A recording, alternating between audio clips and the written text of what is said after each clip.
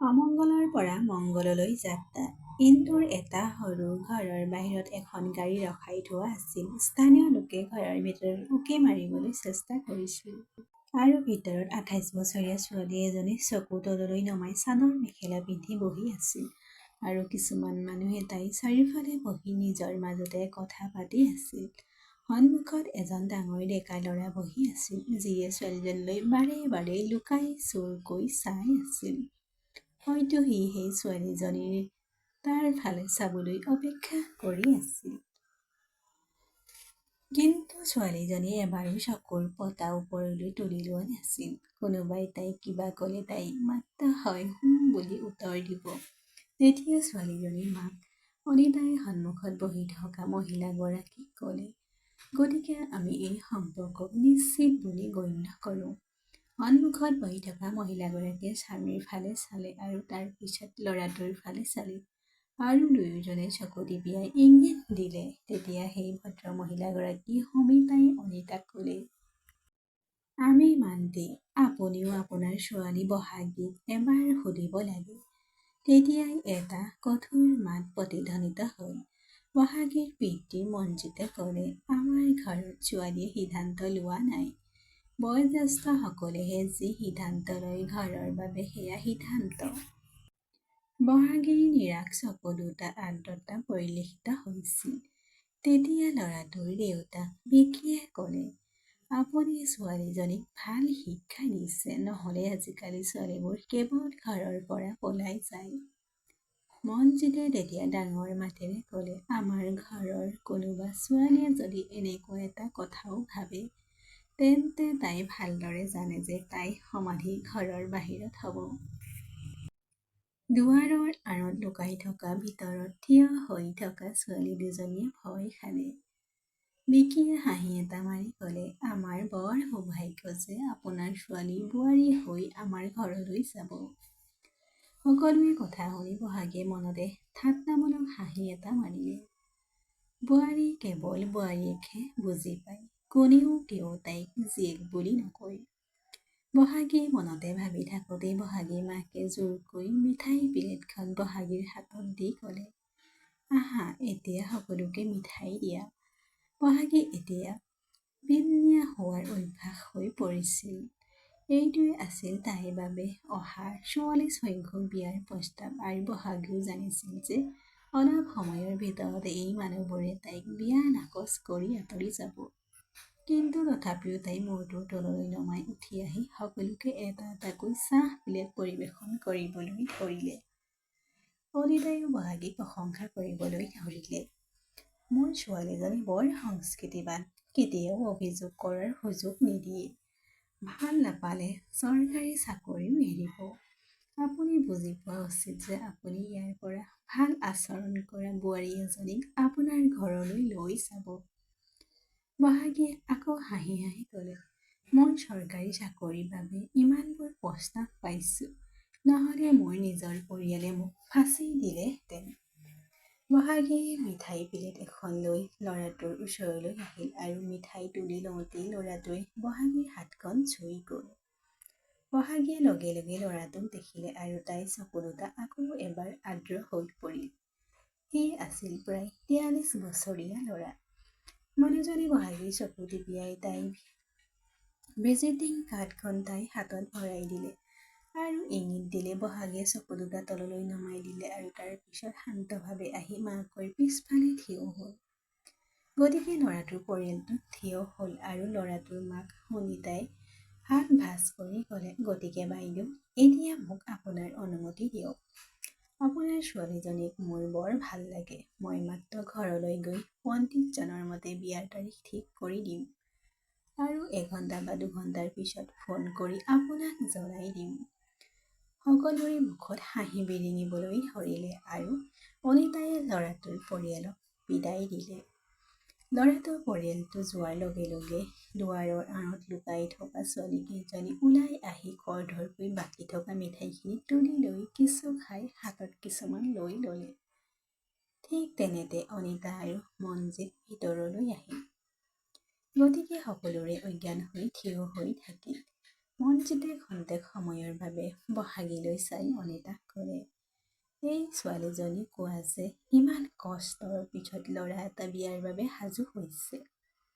এতিয়া পণ্ডিতজনে যি ৰীতি নীতি কৰে মুখ নোলোৱাকৈ শান্তিৰে কৰিব লাগে। অনিতাই হ'ব বুলি মূৰ দুপিয়াই ক'লে। মনজিতে নিজৰ গেলামালৰ দোকানলৈ যাবলৈ ফোন আৰু স্কুটাৰ চাবি তুলি লৈ বহাগীৰ ফালে ঘূৰি ঠাট্টা মস্কা কৰি যেতিয়াই কোনোবা শুভ কাম কৰিব লগা হয় তেতিয়াই তাইৰ মুখত কপাল কুচাই বহি থাকে। তাই দুষ্ট চকুৰে কামটো নষ্ট কৰি পেলায়।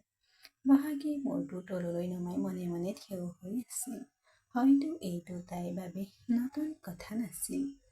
যোৱা 6 বছৰে তাই একেবোৰ ঠাট্টা মস্কা আৰু গালি গালাজ শুনি আছিল।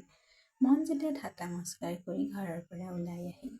বহাগী ভনীয়েক দুয়োজনী ছোৱালীয়ে আনন্দত জঁপিয়াবলৈ ধৰিলে আৰু ইজনীয়ে সিজনীক ক'লে, এতিয়া যেতিয়া এই মংগলী বিয়া হ'ব আমাৰো পাল আহিব।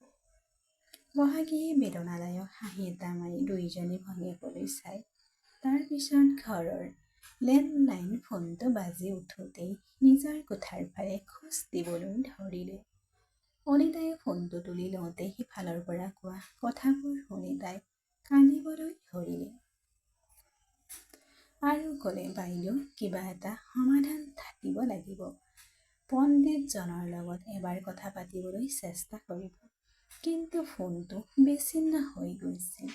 অনিতাৰ পৰা ঠিক এই কথা শুনাৰ পিছত বহাগীয়ে বুজিলে যে ল'ৰাটোৰ পৰিয়ালৰ ফোন আৰু সিহঁতেও বিয়াৰ বাবে নাকচ কৰিছিল আৰু এতিয়া তাই মাৰ খোৱাৰ পাল আহিল।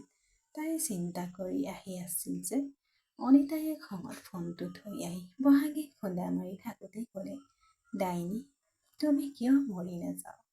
তুমি ইমান অমংগলীয়া যে তোমাক বিয়া কৰাৰ পিছত আটাইতকৈ মংগলীয়া ল'ৰাটো বিপদত পৰিব। তোমাৰ বয়স 28 বছৰ কিন্তু তোমাৰ বিয়াৰ কোনো তাৰিখ নাই। তোমাৰ কাৰণে তোমাৰ এই দুগৰাকী ভগ্নী আবদ্ধ হৈ আছে। তোমাৰ কাৰণে তোমাৰ ভাইটি বিয়া হোৱা নাই। ল'ৰাটোৰ পৰিয়ালে কয় যে তেওঁলোকে নিজৰ ল'ৰাক 3গৰাকী অবিবাহিত ছোৱালী থকাৰ কাৰণে বহাগীক বিয়া কৰাব নিদিয়ে। এতিয়া মই তেওঁলোকক কি কওঁ? মোৰ ঘৰত পৰি থকা এই অমংগলীয়া ছোৱালীজনীয়ে আমাক ধ্বংস কৰিবলৈ আছে। অনিতাই বহাগীক গালি গালাজ কৰি থাকোঁতেই মাথো মাৰপিট কৰি আছিল আৰু বহাগীয়ে চকু মুদি কান্দি কান্দি থাকোঁতেই মনে মনে কষ্ট সহ্য কৰি আছিল।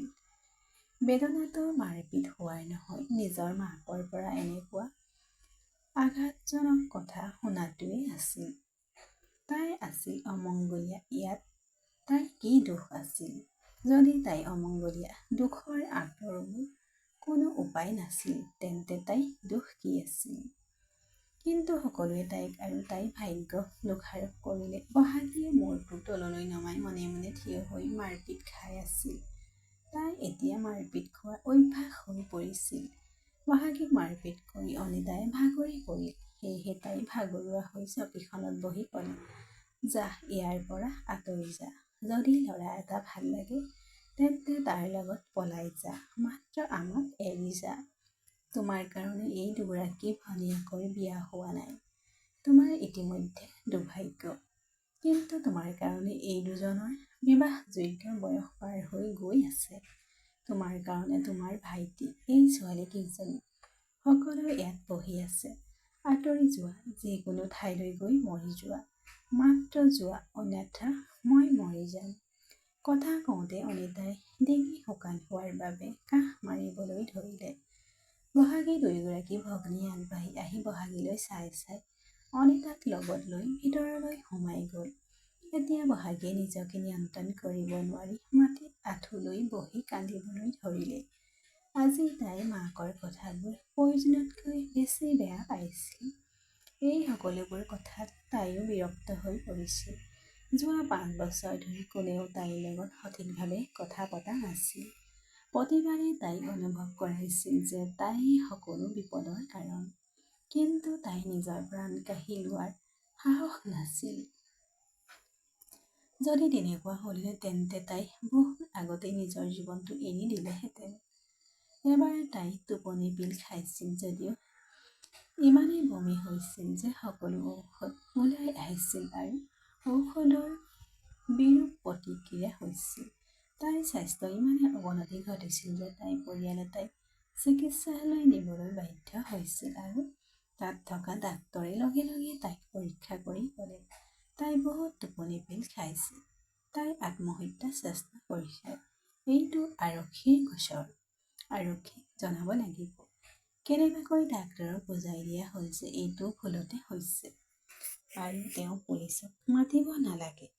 বহু অনুৰোধ কৰাৰ পিছত ডাক্তৰে মান্তি হ'ল আৰু তাৰ পিছত ঘৰলৈ অহাৰ পিছত বহাগীয়ে সন্মুখীন হ'বলগীয়া হোৱা কথাবোৰ ভগৱানে তাইক হতটকো দেখুৱাব নালাগে। তেতিয়াৰ পৰাই তাইৰ লগত অলপ কথা পাতি থকাৰ পৰিয়ালৰ মানুহবোৰে তাইৰ লগত কথা পতা সম্পূৰ্ণ বন্ধ কৰি দিলে। তাই হৈ পৰিল মাথো ঘৰৰ দাসী আৰু ঘৰলৈ পইচা অনা মেচিন। বহাগীয়ে সাহস গোটাই বাহিৰৰ ঘৰত মেলি দিয়া ব্ৰেকফাষ্টৰ বাচন বৰ্তনবোৰ তুলি ল'বলৈ ধৰিলে। এইটো তাইৰ কাম আছিল। ৰাতিপুৱা সোনকালে সাৰ পাই ঘৰৰ সকলো কাম শেষ কৰি তাৰপিছত গোটেই দিনটোৰ বাবে 5 জনৰ বাবে খাদ্য সাজু কৰি তাৰপিছত স্কুললৈ যাব। তাৰপিছত 3 বজাত উভতি আহিলে খাই সকলো বাচন বৰ্তন ধুই তাৰপিছত ৰাতি আহাৰ প্ৰস্তুত কৰা। তাৰপিছত সকলো বাচন বৰ্তন ধুই তাৰপিছত শুই যোৱা। আগতে 5 জনৰ সকলো কাম তাই অকলে কৰিছিল। কাৰণ এটাই আছিল, তাই আছিল অমংগলীয়া, চৰম অমংগলীয়া। 20 বছৰ সম্পূৰ্ণ হোৱাৰ লগে লগে তাইৰ বাবে ল'ৰাৰ সন্ধান আৰম্ভ হৈছিল যদিও আজি তাইৰ বয়স 28 বছৰ আৰু তাইৰ বাবে কোনো ল'ৰাৰ পোৱা নগ'ল। তাই চৰকাৰী শিক্ষয়িত্ৰী, গতিকে প্ৰস্তাৱ আহি থাকিব। কিন্তু ৰাশিফল মিল নহ'লে সকলোৱে নাকচ কৰি গুচি গ'ল। আজিলৈকে তাই নিশ্চয় পণ্ডিতসকলৰ পৰামৰ্শ মতে গণক পূজা কৰিছিল। কেতিয়াবা গছৰ লগত বিয়া আৰু কেতিয়াবা ছাগলীৰ লগত বিয়া। কিন্তু তাইৰ ৰাশিফলত কোনো প্ৰভাৱ পৰা নাছিল। তাইৰ সৌভাগ্য একেই থাকিল। ভালদৰে পৰ্যবেক্ষণ কৰিলে এতিয়ালৈকে তাই 3 বাৰ বিবাহ হৈছিল। কিন্তু গছ-গছনি আৰু জীৱ-জন্তুৰ সৈতে বহাগীৰ সকলো কাম শেষ কৰি নিজৰ কোঠালৈ আহিছিল যদিও মাকৰ মাতটো তেতিয়াও তাইৰ কাণত প্ৰতিধ্বনিত হৈ আছিল। কোৱা কঠোৰ শব্দবোৰ তাইৰ হৃদয়খন চেপি ধৰিছিল। বহাগীয়ে কিবা এটা ভাবি শুই পৰিল। সন্ধিয়া আহিল আৰু তাই সকলোৰে বাবে খাদ্য সাজু কৰিব থৈছিল। কান্দোনৰ বাবে তাই গভীৰ টোপনিত পৰিল আৰু খঙৰ বাবে কোনেও তাইক ৰাতি আহাৰ খাবলৈ জগাই নিদিলে।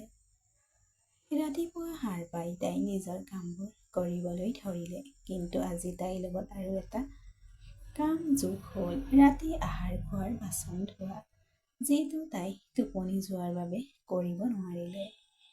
বহাগীয়ে খৰধৰকৈ সকলো কাম শেষ কৰি নিজৰ স্কুললৈ বাছ ষ্টেণ্ডলৈ ৰাওনা হ'ল। আজি বহাগী স্কুল পাওঁতে তাই অলপ দেৰি হৈছিল। গতিকে ইতিমধ্যে প্ৰাৰ্থনা শেষ হৈ গৈছিল। বহাগীয়ে টাই এণ্টি কৰি খৰধৰকৈ তাই ক্লাছৰ ফালে খোজ দিবলৈ ধৰিলে। তাৰপিছত এজন 30 বছৰীয়া ল'ৰা দৌৰি আহি বহাগীৰ লগত খোজ কাঢ়ি গৈ থাকোঁতেই ক'লে, গুড মৰ্ণিং গগৈ। বহাগীয়ে হাঁহি এটা মাৰি ক'লে, শুভ ৰাতিপুৱা গগৈ। দুয়োৰে উপাধি গগৈ আছিল। গতিকে দুয়োজনে ইজনে সিজনৰ লগত এনেকৈ কথা পাতিছিল। সেই ল'ৰা অজয়ে বহাগীক কিছু দ্বিধাবোধ কৰি ক'লে, আপুনি কালি ছুটী লৈছিল। বহাগীয়ে কোনো আৱেগ নোহোৱাকৈয়ে ক'লে, হয়। ল'ৰাটোৰ পৰিয়ালটোৰ আমাক চাবলৈ আহিছিল। অজয়ে হতাশ হৈছিল যদিও তাই কথাখিনি আগবঢ়াই লৈ গৈছিল। গতিকে সম্পৰ্ক নিশ্চিত হৈছিল। বহাগীয়ে কোনো অভিব্যক্তি নোহোৱাকৈয়ে ক'লে, নাই। অজয়ৰ মুখত আকৌ হাঁহি এটা ওলাই আহিল আৰু সি ক'লে, ঠিক আছে, দুপৰীয়া আহাৰত লগ হ'ম। আপোনাৰ লগত গুৰুত্বপূৰ্ণ কথা এটা পাতিব লাগিব। বহাগীৰ ক্লাছ আহিছিল, গতিকে তাইও ঠিক আছে বুলি মাথো নিজৰ ক্লাছৰ ভিতৰলৈ সোমাই গ'ল। দুপৰীয়া আহাৰ গ্ৰহণৰ সময়ত বহাগী আৰু অজয়ে কেণ্টিনত মুখামুখিকৈ বহি আছিল। অজয়ৰ অলপ নাৰ্ভাছ আৰু অলপ লাজ লাগিছিল। বহাগীয়ে কিতাপখনৰ কিবা এটা চাই থাকোঁতেই অজয়ে বহাগীৰ হাতত ধৰি থকা কিতাপখন বন্ধ কৰি দিলে। বহাগীয়ে অজয়ৰ ফালে চাবলৈ ধৰিলে। গতিকে অজয় সাহস গোটাই ক'লে, আপোনাৰ লগত ব্যক্তিগত কিবা এটা কথা পাতিব বিচাৰিছোঁ। বহাগী, হয় কোৱা। অজয়ৰ আঙুলি টোৱাই ক'লে, আমি দুয়ো একে বয়সৰ, আমাৰ পেচাও একে। আমি দুয়ো ভাল দৰমহাৰ পেকেজ লৈ ভাল চৰকাৰী স্কুলত কাম কৰি আছোঁ। মই ভালকৈ থিতাপি লৈছোঁ, গতিকে সেইটো কওঁ। আৰু কথা কওঁতে অজয়ৰ কথাবোৰ লৰচৰ কৰিবলৈ ধৰিলে যদিও বহাগীয়ে অজয়ে কি ক'ব বিচাৰিছে বুজি পাইছিল। গতিকে তাই নিজেই ক'লে, তেন্তে তুমি মোক ভাল পাবা আৰু মোক বিয়া কৰাব বিচাৰিছা। অজয়ৰ অলপ অস্বস্তি হ'ল যদিও মূৰদুবিয়াই হ'ব বুলি ক'লে। বহাগীয়ে সমতল সুৰত ক'লে, মই বিয়াৰ বাবে সাজু হৈছোঁ। অজয় অত্যন্ত সুখী হৈ পৰিল।